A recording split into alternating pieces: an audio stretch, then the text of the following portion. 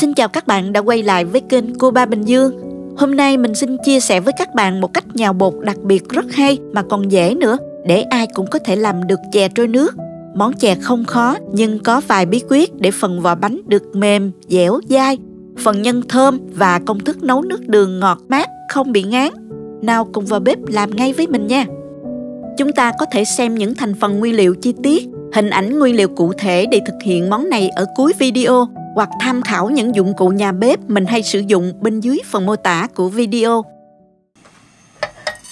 Hôm nay mình làm nhân mè đen thay vì nhân đậu xanh. Nhân mè đen thơm lắm các bạn, ăn rất là ngon và tốt cho sức khỏe nữa đó. Mình dùng 60g mè đen, đem đi rang chín trên lửa nhỏ vừa.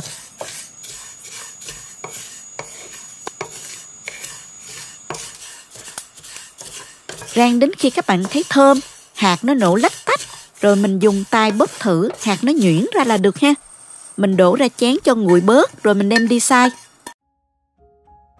Cho vào cối, xay nát hoặc là xay sơ, tùy theo các bạn thích ăn như thế nào nha.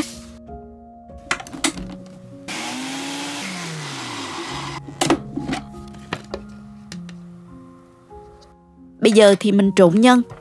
Cho vào chảo 1 muỗng canh bơ, 2 muỗng canh nước cốt dừa. Khuấy cho bơ tan và hòa quyện vào với nước cốt dừa.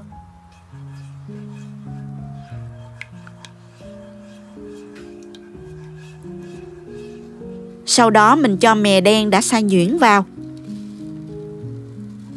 Tắt bếp và mình trộn đều ha.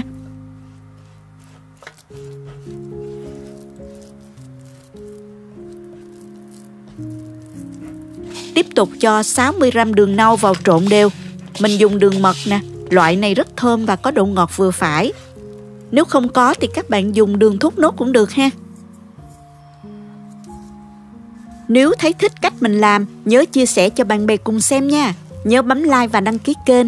Ngoài ra nếu thấy video này thực sự hữu ích, bạn có thể gửi tặng ekip thực hiện một ly cà phê bằng nút Super 10 hình trái tim ngay bên dưới. Đổ nhân ra một tấm màng bọc thực phẩm, rồi mình đem để trong ngăn đông tủ lạnh khoảng từ 3 đến 4 tiếng cho cứng lại, rồi lấy ra gói chè nha.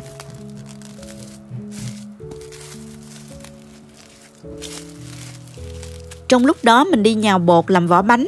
Mình sử dụng ở đây là 230g bột nếp và 20g tinh bột khoai tây. Trộn hai loại bột này lại với nhau. Tiếp theo đổ 230ml nước vào chảo, đun cho nước sôi lên.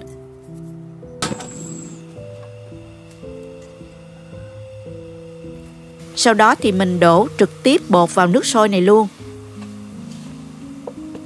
Tắt bếp và mình đảo đều cho bột thấm đủ nước nha. Lúc này bột còn rất là nóng nên mình đảo trộn bằng phới nha các bạn.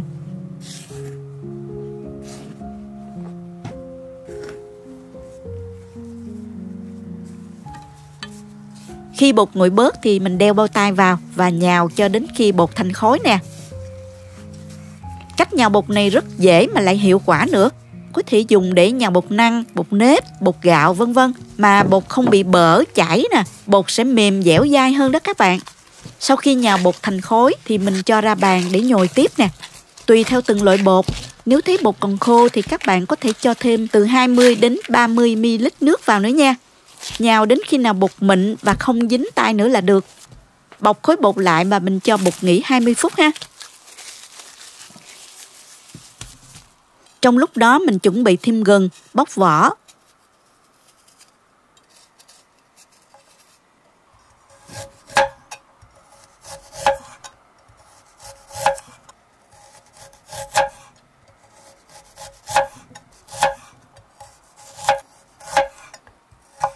Rồi mình cắt thành sợi mỏng như thế này ha.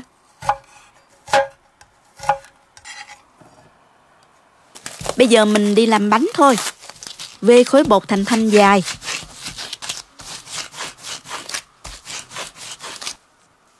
Sau đó chia thành những phần đều nhau.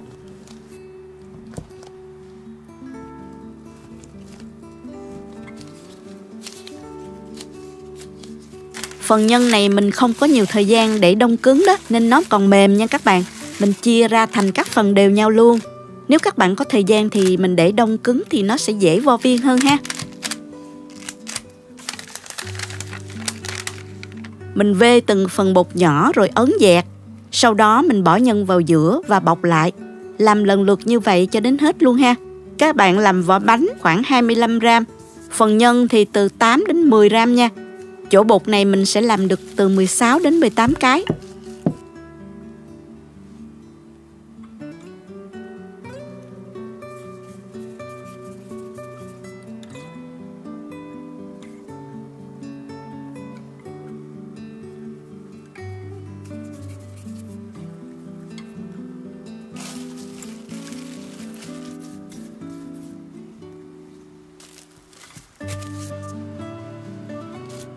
Mình để lại một phần bột để vo thành những viên chè tròn tròn nhỏ nhỏ, không nhân như thế này nha.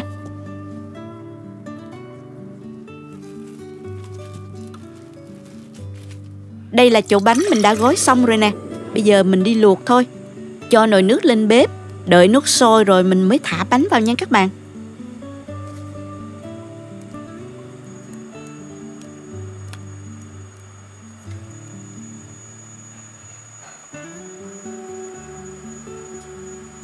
Khi nào các bạn thấy nó nổi lên trên mặt thì mình luộc thêm khoảng từ 4 đến 5 phút nữa là vớt bánh ra. Chuẩn bị một thau nước lạnh, mình thả ngay vào thau nước lạnh luôn ha.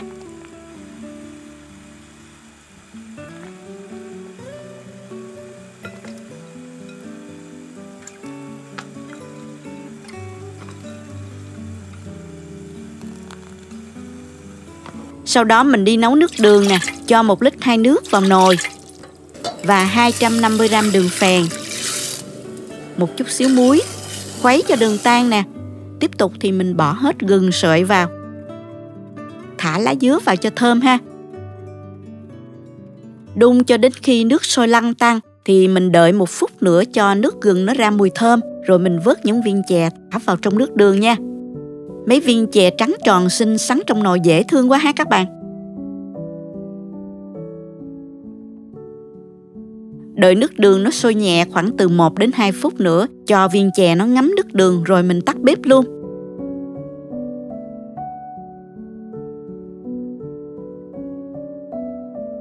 Bây giờ mình múc chè ra chén và thưởng thức thôi. Mùi gừng và mùi lá dứa hòa quyện với nhau, thơm quá các bạn ơi.